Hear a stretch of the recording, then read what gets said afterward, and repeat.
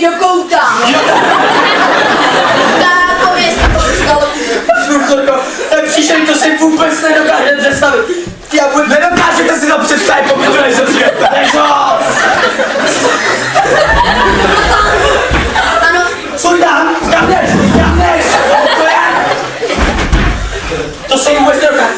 Proč jsme vždycky vyčovaní, my černí? Proč? Řešo, zůstaň v koutě, teď se bavím s Jakubem. Řešo! Po třetí, co říkáte? Marašonková a holky, co oni psali pomáhat. Normálně, Cože?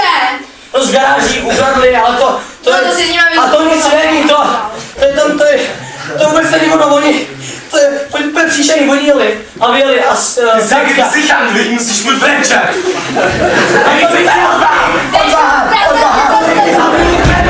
Co kdyby zavili tebe? Bratři, s tebe sebou vyřídíme. Hele, Stíny na tebe. Jo? hele, oni, a ona taťka skolabovala. No to u ní není nic Ale nového. oni za ní zavolali záchranku. A ona přijela, a ona umřela. A oni ji zahrabali. A ona se čísla kočka, která se ní zavraždí. Ale proč to mě Musíš být takový psychák. Já to nemůžu. Já jsem se tak narodil.